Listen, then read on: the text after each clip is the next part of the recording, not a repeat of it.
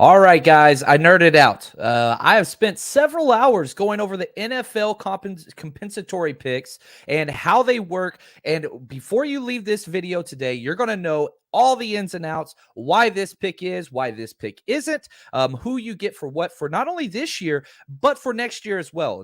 And this isn't just a 49ers video, even though we're going to use them as the example today to break everything down. We've got a lot of stuff going on. So shout out to the Hashtown Countdown crew, all you guys that are in here. Now, I'm going to be going live later today and doing our giveaways and focusing more on 49ers questions and kind of what's going on with free agency.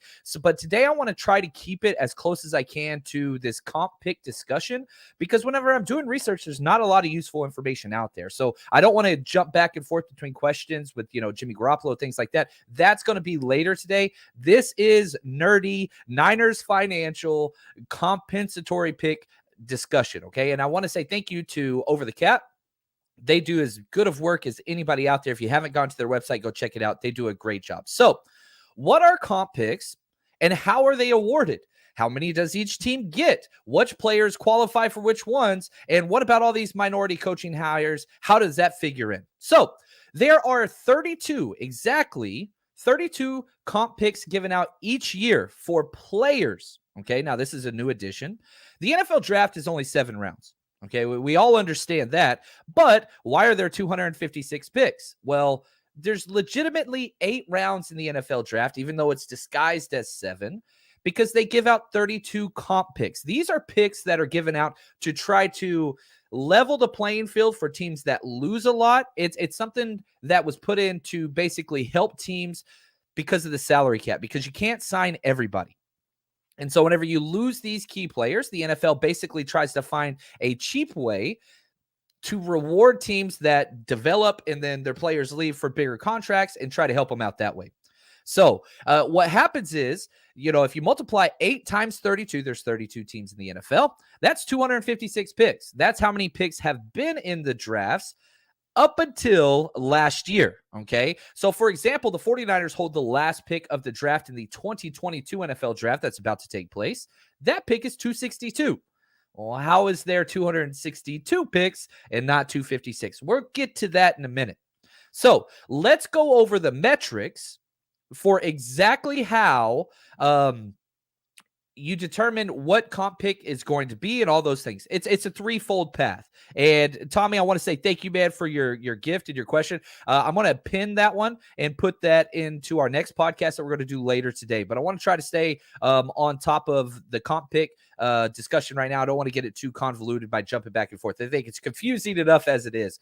Thank you so much for the gift, though, my friend. So, number one metric, there's 3 key things that determine where the comp pick is. Number one, averaged contract per year, or APY. How much does a player get paid? So, DJ Jones, who the 49ers lost in free agency, they lost him for a 3-year, $30 million contract, which is basically, very, very simply, $10 million a year APY. So, they go through and they rank everybody according to how much contract per year that is going to be. So, that's metric number one. That one's relatively easy. Number 2 is snaps, and this is why all of the projections that you see on different sites, sometimes they're off. They're not off because they're wrong. They're off because they're projecting. We don't know how many snaps DJ Jones is going to play next year. So you can take a guess, and he's a defensive lineman. So defensive linemen usually on the lower end of snap counts for offensive defensive players. So even though he's at $10 million per year, the projection for somebody like Evan Ingram, who signed for $9 million a year, he is projected to be a higher comp pick than DJ Jones. Why? Because he's going to get more snaps. He's a tight end.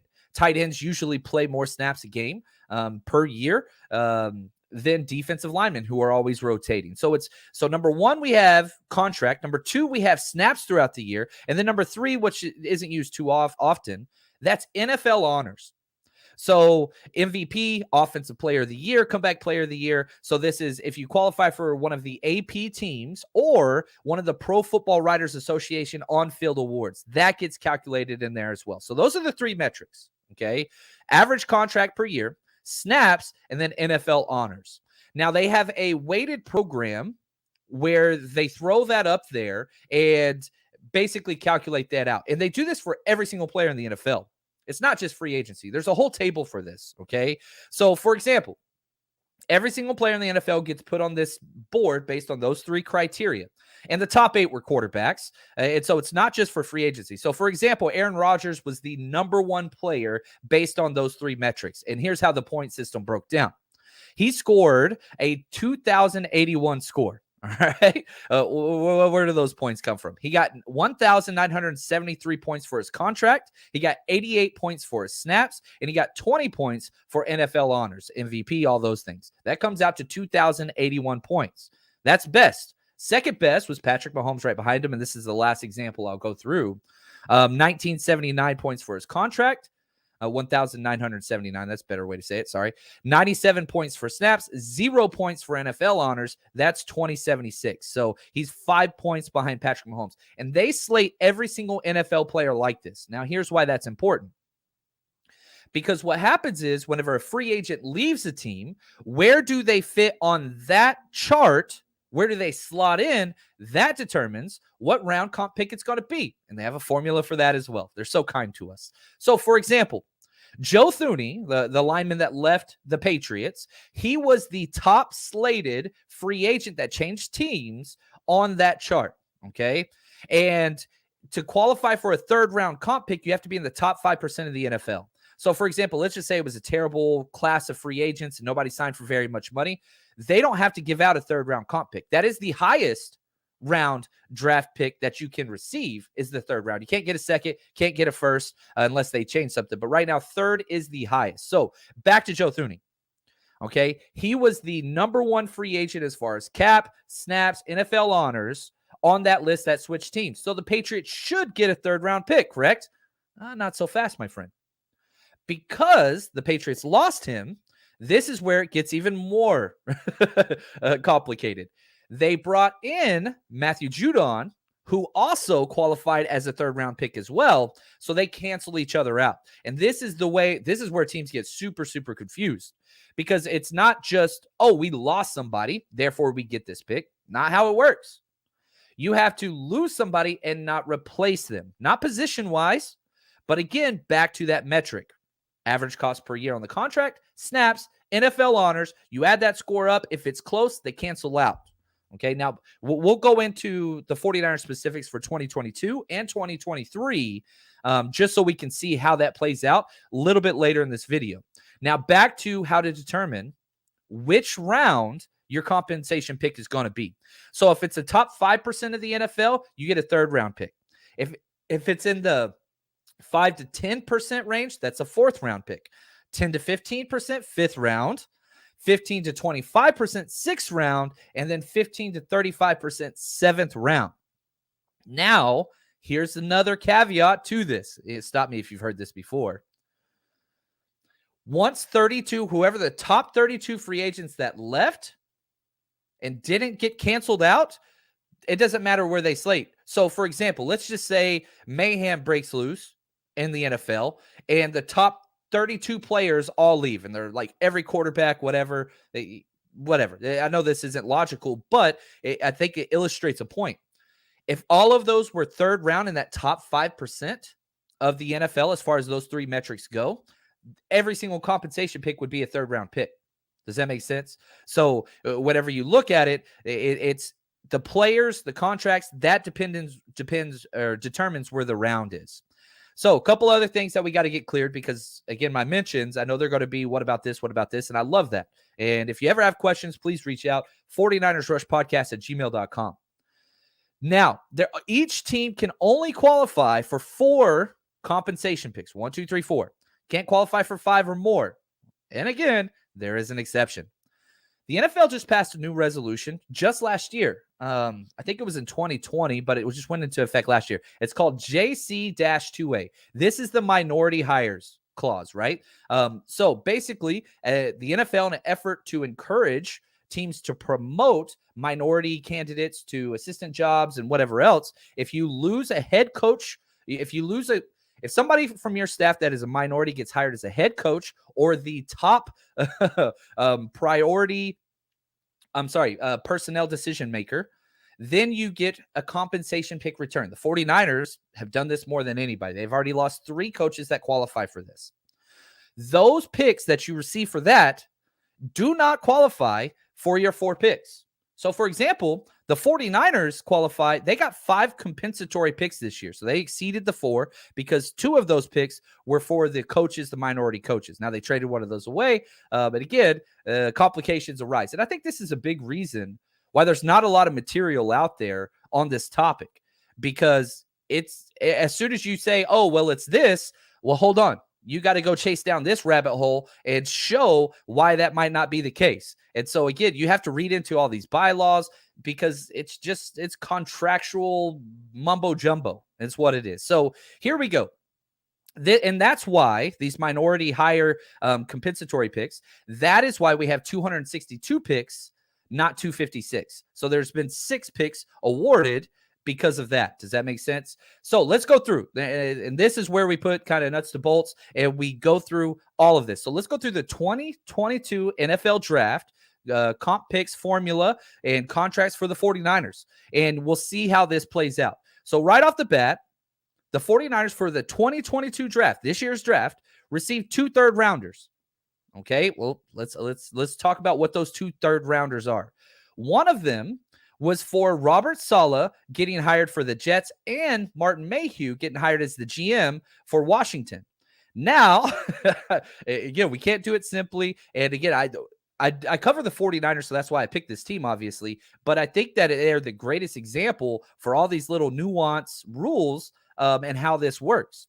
So the rule says this: for a minority hire that leaves your team for a head coach or a GM job, you get not 1, but 2 consecutive third-round comp picks for that. Encouragement to promote from within. Well, the 49ers had 2 leave in 1 year. The rule says this: if you have 2 leave in 1 year, instead of getting back-to-back years, you get 3 consecutive years. So the 49ers got a comp pick in 2021. They got a comp pick in 2022. And they will get a comp pick in 2023 for Robert Saleh and Martin Mayhew together leaving. Okay. Now they traded this year's 2022 comp pick for Robert Saleh and Martin Mayhew in the Trey Lance trade. So even though that pick was awarded to them, they traded it away to Miami. And Miami then subsequently traded that away for Tyreek Hill. Now, the second third-round pick that the 49ers receive is for Mike McDaniel getting hired by the Miami Dolphins. That's pick number 105 this year. Okay, so that's pick number 105, and they keep that one. They still have that. Now let's get to the players, because that's a completely separate, different formula. Even though it goes into the comp pick kind of discussion, the players, the way that you determine that, and the coaches, totally different. Does not qualify for the 4-pick exemption. So the players, the 49ers lost Kendrick Bourne for $5.7 million. They signed Samson Ebukam for $6 million. Those 2 canceled each other out. The 49ers lost to Kello Witherspoon for $4 million. They signed Alex Mack for $4.9 million, canceled each other out. Now we get into the players that they lost that they get compensation picks for. Solomon Thomas, former 3rd overall pick, definitely didn't live up to expectations. They get a 6th-round pick for him. He signed for $3.5 million, and they didn't bring in anybody close to that contract number.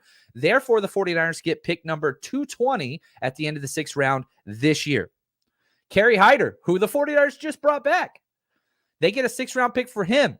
He went and signed for the Seattle Seahawks for $3.4 million. They did not replace that salary. Therefore, the 49ers get pick number 221. And this illustrates the point. It doesn't matter what happens after the first year.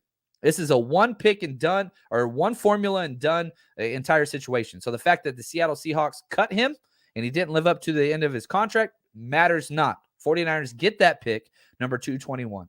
And then the last pick that the 49ers get this year, which is the last pick of the NFL draft, is CJ Beathard. That's a 7th rounder, number 262. He signed for $2.5 million. And that's going to be the pick for Mr. Irrelevant this year. So the 49ers, you can see their 2022 slate. Now, here we go. We're going to do this. We're almost done. I believe in you. And hopefully, whenever you're done with this video, you're going to understand some of this just a little bit more. I'm hoping. So let's go to 2023 for the 49ers. And I think this might clear some things up. Again, you get 2 comp picks for the coaching hires. And it's the last for both of them. So the Robert Saleh Martin Mayhew hire, this is the last third-round pick you will get for them. You do not get anything for them in 2024.